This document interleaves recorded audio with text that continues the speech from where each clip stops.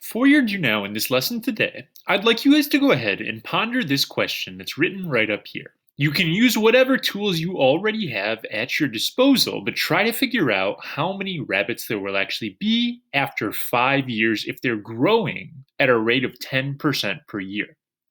So I'm going to give you a few hints right here. You can pause me now or you can listen to these and then you can try to figure this out. The first thing I would recommend are general percent formula that I prefer to use with problems like this is A equals B times R. This is just a general easy percent formula. I don't really like the cross multiplication method of is over of and stuff like that. The A stands for after. The B stands for before, and R stands for rates, which is going to be a percentage right here. But anytime you put a percent into a equation and you use it in a problem, you have to turn it to a decimal by moving the decimal spot 2 spots over. So you can use this formula right here and try to figure out what the answer is going to be. And I'll give you a hint that a common wrong answer that I get pretty frequently, the answer to this problem is not 3,000. Okay, so give that a little thought now that you know the sort of formula you can use, and try to see if you can figure out on your own how many rabbits there will actually be. So now I'm going to go ahead and talk you through this, assuming that you've worked this out on your own. For my first year, I'm going to take this 1 year at a time right here. I start out with 2,000 rabbits before the first year happens. That's my beginning amounts. My rate is going to be a 0.10 because anytime you have a percentage, you move the decimal 2 spots over, so that way you turn it into a decimal. And I don't know what the afterwards is going to be. If you do a 2,000 times a 0.10, you're going to end up with 200. Now, what a lot of kids will do is they'll be like, oh, 10%, that's 200. I'm just going to do that 5 times, and I'm going to get my overall answer. So they'll do the 200 times 5, they'll get 1,000, they'll add that on, and they'll get that wrong answer of 3,000. You have to ask yourself, what is actually incorrect about that logic? And the idea, the thing that's really going on behind this, why you can't just do it that way, is that these new rabbits, after 1 year, are going to join our population and make even more rabbits in the future. So I had 2,000. I'm adding in an extra 200. So at the end of the first year, I now have 2,200 rabbits instead of just 2,000. So when I go to do this for year 2, my before number is actually going to be bigger. I'm going to have this going on right here. And if you multiply that out, that's going to be 220. So I have to add 220 onto this 2,200, etc. The process keeps on going like this. So I'm going to pause and put up those numbers for the rest of the 5 years. All right, so I went ahead and worked out all 5 of the years right here. And you can see that at the end, I got 3221.02. You can't have a decimal rabbit, so I just knocked off that decimal right there. And I got 3,221 rabbits, which is obviously a higher number than I would have gotten had I just multiplied my original by 5. Along the way with the decimals, you can't have a decimal rabbit, but I left the decimals alone until my final answer. And it doesn't really matter if this was a 0.6 or a 0.7 or whatever. Until we get to another whole rabbit right here, I would have knocked that decimal down. It's not a super big deal, but make sure you don't report your answer to something like animals with a decimal. So this method right here, this strategy, is good and it works, but it's a little bit tedious. I have to multiply, then I get my answer, then I add it on, then I take that answer and I do it again. And there's an awful lot of work that went into this problem here, even for just 5 years. Picture if I wanted to do this for like 15 years or 20 years, this is really kind of a painful way of setting it up. So what I'm going to do next is show you guys a little shortcut that will cut down on the amount of work that all of this took right here. If something does not change, It is at 100% of what it used to be.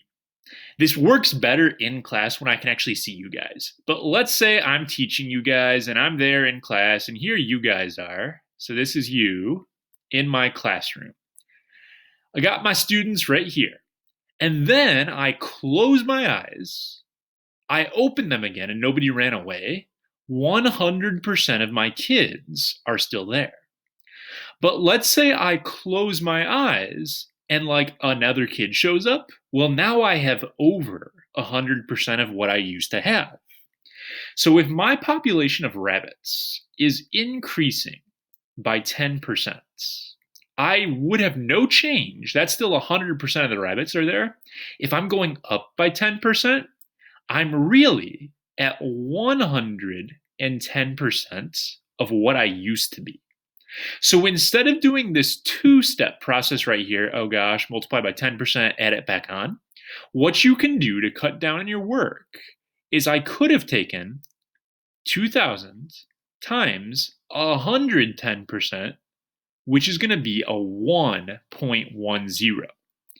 If you do that, you're going to get that 2,200 right off the bat without that annoying add it back on step. If I take 2,200 times 1.10 again, it's going to get me 2,420 right off the bat. So if you look at this as 110%, it's one less step you have to do to solve the problem. We're going to learn an even shorter way to do it than this, but I'm going to do one more example this way first. So for our next problem, we have a car, and our car depreciates in value by 2% every month. So every month I drive my car, it's losing a little bit of its value. I won't get as much if I sell it back. My car starts out with $14,000. So thinking again about our basic setup right here, the $14,000 is my starting amount. What I could do if it's going down by 2% is I could go 0.02 and then I can get that number and then I can subtract that amount off of my car. Or again, thinking about my closing my eyes thing, if my car doesn't change in value, it still has 100% of its value. But it's going down by 2%.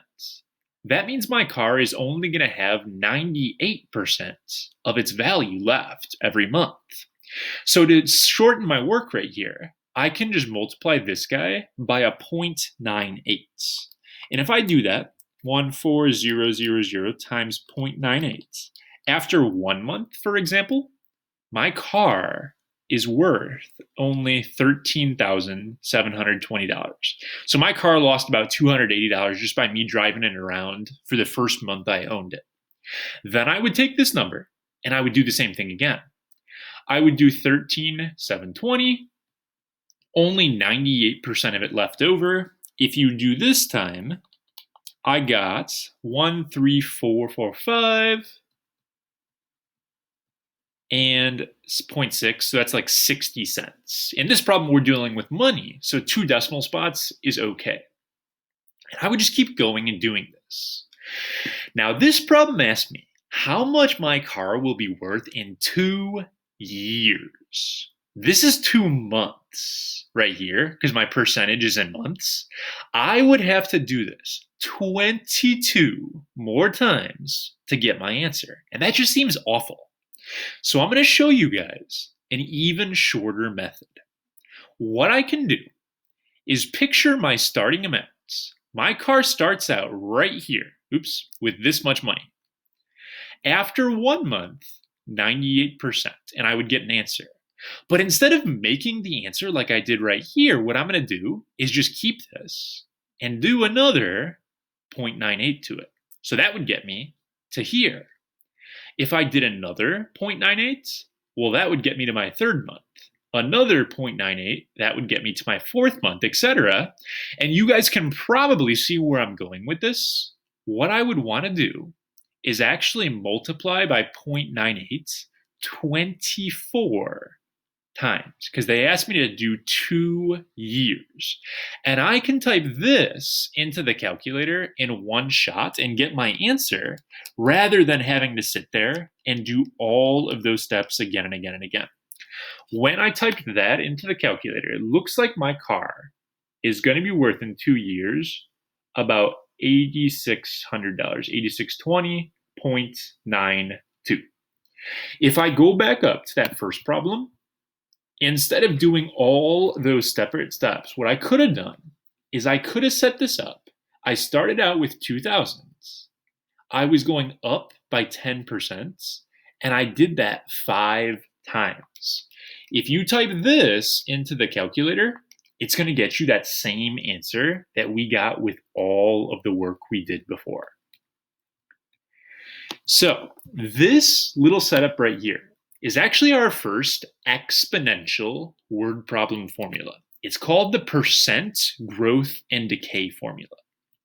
So the way that the formula works, it goes y equals little a 1 plus r to the t power. The variables aren't super important. Sometimes you'll see them with different letters here, but basically what's going on in the setup, this over here is going to be your final answer. So your final amount goes after the equals. Your starting amount goes in front of the parentheses. So I start with 2,000 rabbits. I start with $14,000. You're going to do a 1 plus your rates. So the rate is going to be your percent as a decimal. And this plus can turn to a minus if going down. And then t is going to be your time for the exponents, and your time needs to be the same units as r. So this might look confusing, but it's actually really not. And this isn't even something you need to necessarily memorize, because we sort of talked about why it works when we did those last examples. In my little car problem, I didn't know the final value of my car. I know it started at $14,000, and I know that it went down by 2% every month. If you do 1 minus 0.02, that's where that 0.98 that we got came from. And we did that for 24 months because this number right here was also in months. So it's the same sort of setup we were just using. Okay, so that is our first formula. And we're actually going to progress on to our next formula because we've practiced this a little bit already. And this basic one right here is not so bad. This is an example of an exponential word problem formula because we have a variable in our exponents. So let's go ahead and apply this exponential stuff to a slightly more complicated situation. Exponential word problems are used a lot in finance. When you talk about putting money into the bank or into like the stock market or something like that, you have what's called compound interest. So in this problem, you are given $2,500 to invest. You get 6% interest on your account, but that 6% interest is what's called compounded, and they're compounding it in this problem monthly. Let's talk about what that means. Basically, when you think about compound interest, think about the rabbit problem we started off our lesson with. The little rabbits that we got, the new rabbits, helped us make even more rabbits in the future. When your money is compounded, the interest that you get, the money the bank or the stocks or whatever give you, that money helps you make even more money. So instead of taking this 6% and giving it to you at the end of the year all at once, what they do is they break it up into 12 pieces because it's monthly. So they're going to take your 6% and they're going to break it up into 12 pieces, basically giving you half of a percentage every single month. That is way better than getting it just once at the end of the year, because the piece of interest you get each month gets added into your account and it helps you make even more money. So basically, you take your interest rate for the year and you split it up into however many pieces. If this would say compounded daily, well, you'd break the 6% up into 365 pieces, and they'd be a really small amount. But every day, a little bit of extra money would get put into your account. So you want your money to be compounded because that means that money helps you make even more. So if we think about our general formula, the idea is our starting amount is still going to go outside the parentheses. The numbers are getting messier here. So instead of writing like 110% or something like that, I'm just going to use the 1 plus or 1 minus format of our last formula. Hopefully, anytime you're doing compound interest, you're gaining money. So we're putting a plus right here. But if I was somehow losing money, I could have a minus. My interest rate is 6%. But I'm not getting that 6% all at once. I'm breaking my 6% up into 12 pieces because it's compounded monthly. Then they're going to give me my interest. They want to know how much money is going to be there in 3 years. But for my 3 years, I'm getting a little piece every single month. That means I'm not just going to put a 3 up here. I'm actually going to do 12 months times my 3 years, which is 36 payments altogether. So it's basically 12 months for 3 years. And if I type this into my calculator, this looks intense, but it's actually really easy. It's just button pushing on your calculator right here. You can type this in exactly like it looks. So I just do my 2,500, 1 plus 0.06 divided by 12 to the 36th power, and it'll just tell you my answer. So I'm going to have $2,991.70. $2,991.70. That is how I would apply the compound interest formula to this problem. Now, I haven't even given you the official formula yet. This is just going to be plugging and chugging once you know the formula. But hopefully this makes a little bit of logical sense for like where the things are coming from in the first place. The actual compound interest formula, which is a really famous formula, you'll see this when you take personal finance or do different classes. So this is a very common, popular formula. It's going to go capital A equals capital P 1 plus R over N to the NT power. This is called the compound interest formula. You'll find it in any finance textbook. Basically, it works the same way as our other formulas. It just uses different letters. Your final amount is going to be the answer. The P is called your principal, which in finance terms is just your starting amount. So however much money you start with in finance terms is called your principal. And it goes outside the parentheses, just like our rabbits did or just whatever else. Your starting amount goes outside the parentheses. You've got a 1 plus, just like before. Your rate, though, so this is still going to be your percent as a decimal, is getting broken up into however many pieces. N stands for the number of times your interest is compounded in a year. So my last problem said compounded monthly, so N was going to be 12. You're going to have the exact same N a second time. And then you're going to have your T, which is your time, but for the compound formula, it has to be in years. So in my last problem, I had monthly, 12 months right here, times 3 years. This is a formula that I need you guys to make sure you have memorized. So you do need to have this formula memorized. I will not give it to you on a quiz or a test. Let's talk about how you use it and practice this next example. This is actually pretty easy once you know where everything goes. This is my starting amounts. I'm going to put 6,200 for my principal outside my parentheses. I'm going to get 1.85% interest. So I put 0.0185.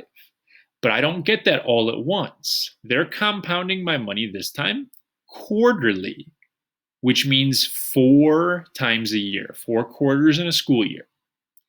I'm going to have another N 4 times a year again, and I'm going to have 9 for my years.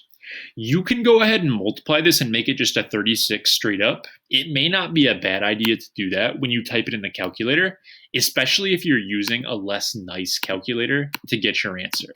Okay? So I would just type this in like it looks, 0.0185 divided by 4. And then again, if you have a calculator like this, you can just do 4 times 9, or I'm just going to go ahead and make it a 36 right away. I get 7320.40.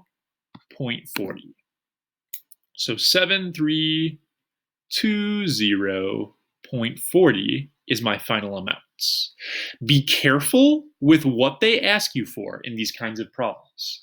This problem asked how much I will have gained in interest. So it didn't just say, oh, how much money do I have?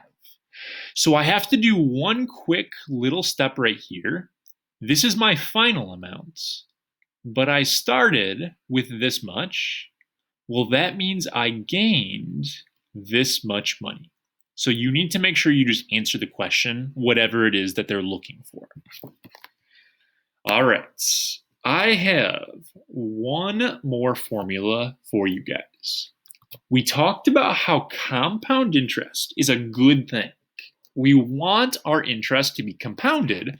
The more frequently, the better. The best situation of all is not compounded monthly, not compounded daily.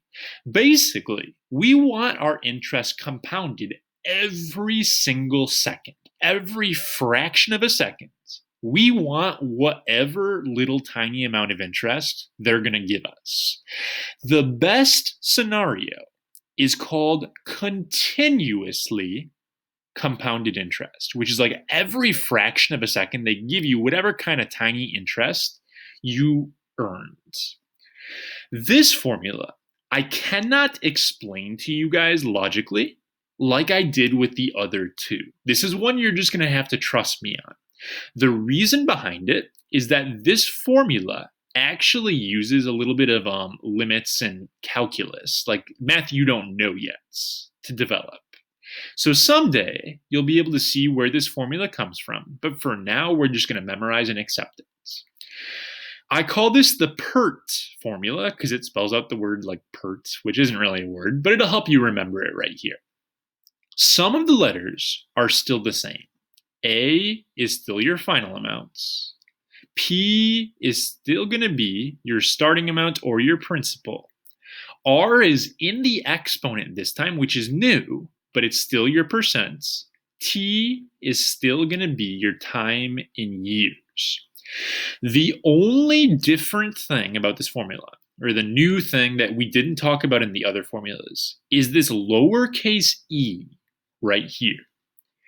E is actually not a variable. E is a number. It's an irrational number. I'm going to make the analogy. And when you're in geometry, you guys use pi all the time. You knew pi is like 3.14159. That decimal keeps on going. E is kind of like the pi for calculus and higher level math. It's a number we use all the time. And for right now, you're not going to understand where it comes from. It's just something you accept. E is about equal.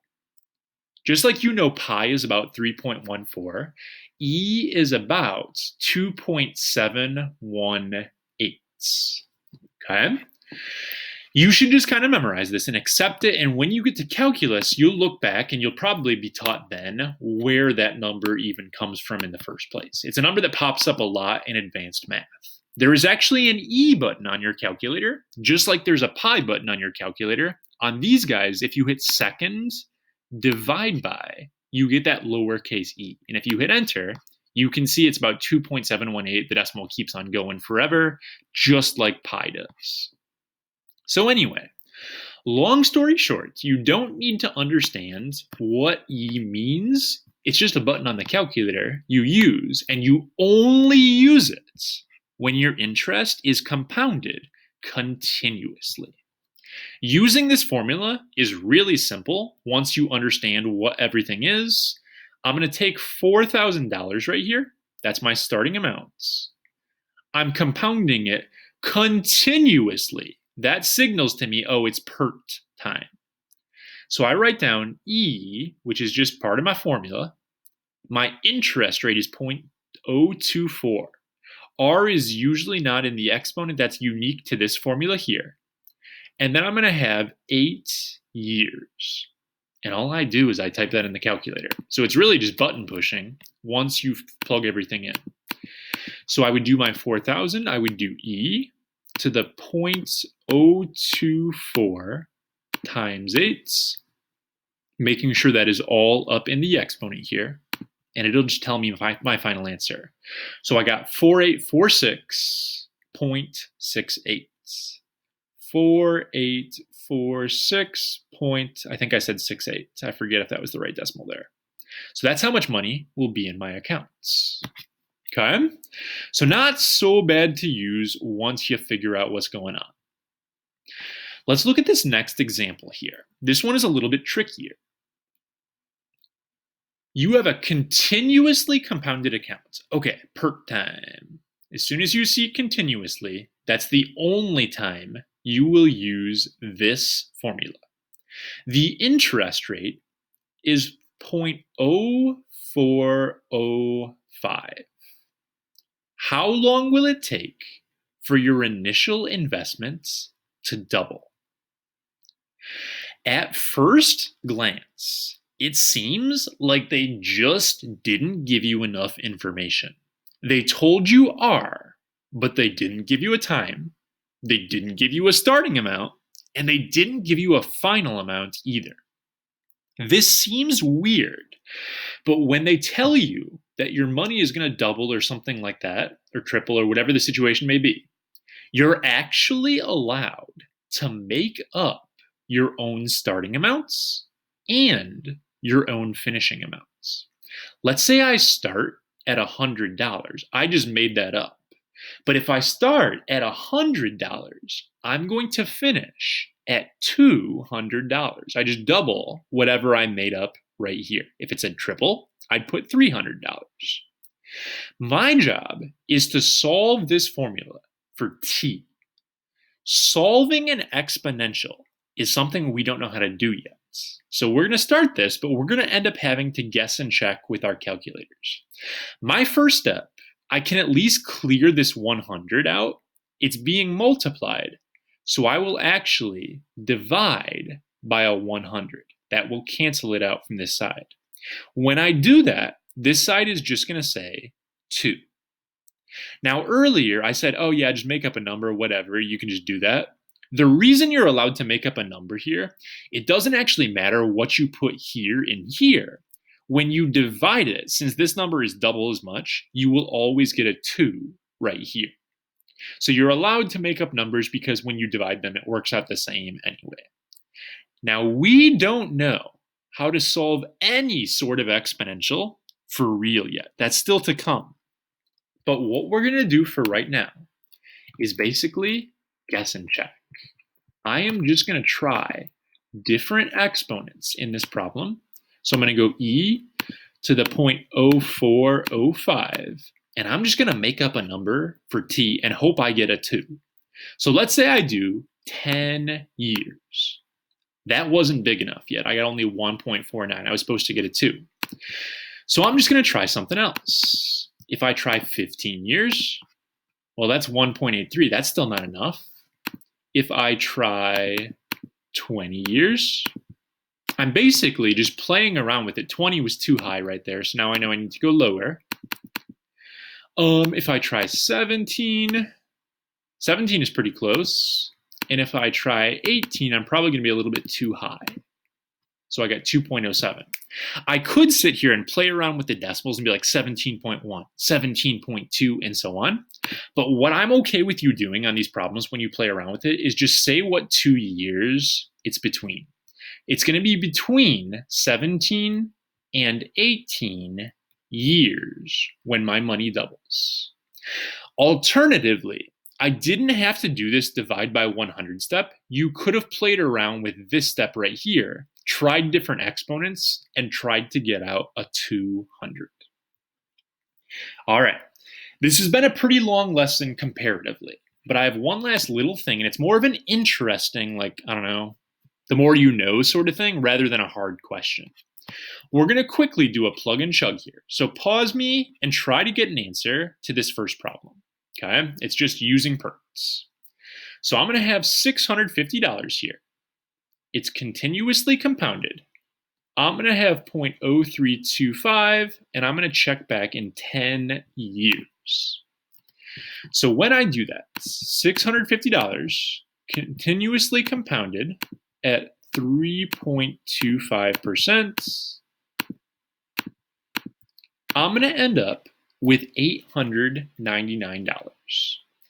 So I left my money in this account for 10 years, and I have $899. I gained about $250 for all my trouble, for a decade of waiting. I'm going to take the exact same setup. Nothing is changing. Interest rate is the same. Still waiting 10 years. The only thing that is different is instead of only having $650 like a relatively normal person here, I have $650 million. So the only thing that changes about me is how much money I have before I start the problem. And if I do that, same setup right here, but with a bigger starting number, 650, 0, 0, 0, 0, 0, 0, and I do e to the 0.0325 times 10. I am going to end up getting a really big number right here, 899,619,919. 899,619. I forget the last three numbers. I'll just go 000, but whatever. Let's talk about what happens in this problem. The way that percentages work in the real world. Same setup right here. I still only got 3.25% interest. But because I started out with such a big number, I had this much money. I finished in 10 years with almost $900 million. In other words, in 10 years, I won about $250 million by basically staring at my banking accounts and watching it grow. Percentages work out to your advantage big time if you already have a lot of money. If you don't have a lot of money, $650, that same setup right there, like you're not making anything, you're not living off that change right there. That's $250. But if you have a lot of money already, it is easy to make money, tons of money, just by investing what you already have. So that's just a little bit of an insight right there into stuff with our society and how money works, where if you already have money, it's actually easier to make even more. So hopefully you guys have found this informative and you are understanding how percents work. It's a very common topic and it's very important in our society.